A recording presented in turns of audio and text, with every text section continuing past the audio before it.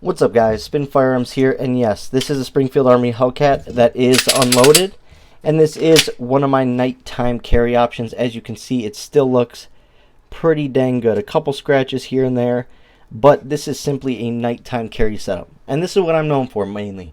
My Glock 26 love, Hellcat, Smith & Wesson Shield Plus. People know me for my small carry guns, my small pocket pistols, the different ways I carry, and so on. And that's definitely the biggest part of what I do. The main reason I own handguns is for personal protection as well as hobby. But I like the hobby of being the best with my personal protection, if that makes any sense. Whereas like a lot of people like to shoot and they go out with the CZ Custom and like all these crazy handguns and they shoot really good, right? And then you're carrying a small P365 or a Shield Plus and it's a completely different ballgame. So what I do is I take my favorite hobby and combine it with something I have a love for and a way of life, which is carrying comfortably while still being able to defend yourself. So I like mixing the two and getting really, really good with small firearms. But last year I did fall into buying a large handgun. But before we get started, hit the like button, drop a comment down below, and subscribe. Like I said, you guys know me for my smaller handguns. This handgun is unloaded, safety checked, and cleared. Like I said, I love handguns in general. They are what I do. They're what I live, eat, sleep, and breathe, right? So I'll shoot anything. I enjoy shooting everything. But like I said, I focus mainly on my personal protection and everyday carry options at the range. But like I said, I have Glock 19s. I have a Glock 45, which is my largest handgun. So what do I actually think of this thing? Well, it's an amazing shooting handgun. If you want to see my first shots, impressions, and stuff like that, that video is up on my channel. When I got this last year, I was absolutely blown away. First of all, I was blown away with how big it is compared to other stuff that I have, right? It seemed like my Glock 19 was my biggest handgun at the time, till I got this, which basically, the lower is a Glock 17, the upper is a Glock 19. This is basically a Glock 19X without night sights, you know, lanyard loop, which everyone got on my butt about, talking about the lanyard loop, like who cares? And then the 19 round mag. Now, as far as this handgun for everyday carry, I can never get away with it. Just simply how my body type is. I'm a little too slender, and it just pokes out and prints. But as far as shooting, we're going to talk about reliability, features, and stuff like that. Everything has been pretty solid. Now, like I said, 17+1 of 9mm. Comes with 4 serrations. I got it before they were optics ready, so it is what it is. I have a night sight from Meeperlite on there with a bracket rear. Therefore, it's basically like a blacked out with a tritium front in the dark, and then just a regular Glock sight setup, which I actually shoot pretty well. Just haven't swapped them out. Now you have a rail, of course. You have that awesome Glock finish. I really do like the Gen 5 finishes, but I actually prefer Gen 3s, but Gen 5s you'll have no issues, no rusting, nothing like that. I'm using Handle It Edge Series grips, and yes, they include these little memory pads right here. So I love the fact they pay attention to detail, and they know that Glocks have very little texturing, if any, and they definitely don't have memory pads. Something so simple that Glock could do. So just pay $20 and you can get an awesome pair of grips like that. Other than that, the only aftermarket parts are this Hornet Precision base plate, Hornet Precision backplate. Everything else is bone stock. Now, being a Gen 5, I do agree it has better triggers than the other double stacks. When it comes to double stacks that are big bore, like the 10mm and the 45s, I feel like those in Gen 3 have the best triggers. And then what's even better than those is the slim lines, the Glock 42, 43, 43X, and 48.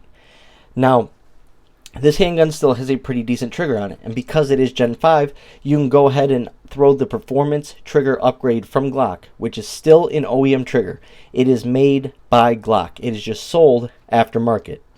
But the performance trigger is the best $89 to $100 you could spend on a Glock or upgrade for any handgun. It is still an OEM part. Let me repeat that. It is still an OEM part from Glock, meant to work with Glocks, built by the engineers of Glock. So that is an awesome upgrade that is only available for the Gen 5s. Now, no finger grooves.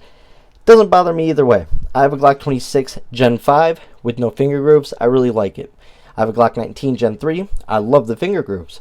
I have a Glock 26. That's my favorite handgun of all time. Gen 3. It has finger grooves. So, it doesn't bother me either way, but I'm not going to lie. Without finger grooves, actually has really grown on me. It feels really good in the hand. But just remember this. If you don't throw grips on, it's going to be a little bit more slippery this way. When you have a couple notches or little finger grooves like that, sort of locks your hand in really well. But I get for a lot of people like me, they sort of sit right on the end of your finger there and can be a little uncomfortable, but still, I do like the finger grooves. Other than that, this is one of the only Glocks that has ever given me an issue out of my over 30 Glocks that I own. Now, it wasn't the firearm, and it wasn't the ammo. It was simply one of the magazines I had. Just a brand new mag. I think it was actually my first magazine with this firearm, or maybe like my second. I had a malfunction. Obviously, just the magazine, no big deal. Break-in period, we ran it. After those first couple malfunctions in that magazine, 0 issues. And it was just failure to feed, I believe. After that, not a single issue. I also run 19-round mags in here, 33-round mags, not a single issue. So we're going to chalk that up just to probably an overpressurized spring. But in the end, it is a great handgun. Now, what would I use this for? I would use this for home defense. I'm actually considering it. Throwing a light on there, you have 17 rounds. But what's also really nice about owning a larger Glock is when crap hits the fan, I have larger mags for my other Glocks that I already own. If I have a 26, a 19, and so on, I can use this mag in all of those handguns, which is really nice. To have a couple handguns, but a lot of magazine compatibility is definitely great. The reason why I like Gen 3s a little bit more than Gen 5s is the part availability and part compatibility. There's nothing like Glock when it comes to being able to buy parts kits and get them anywhere for so cheap. I mean, I kid you not, and it's mostly Gen 3s. If you're looking for Gen 5 part kits, they're few and far in between. You can find them here and there. But the fact that I have at least 10 to 15 Glock upper and lower part kits sitting upstairs and the number keeps only going up, if crap ever hit the fan, I have a handgun that'll last me the rest of my life. So that's absolutely awesome. But the Gen 5s are still great, great handguns. Like I said, better trigger, forward serrations, stuff like that. Now, the reason I got this mainly was because people wanted me to have a larger handgun. Well, now we are over 1,000 rounds with this thing. Not a single hiccup other than the magazine I talked about. And it's a great shooter. It's just natural to me shooting Glocks. It's no different than shooting my Glock 19 Gen 5 or anything like that. It is all the same. But it's just a good shooting handgun. I really am curious to see where Glock goes now that Gaston Glock is gone. I'm really curious to see what they do for a Gen 6 in the future. Some newer releases and so on. Stuff like this is becoming more... I don't know what it is.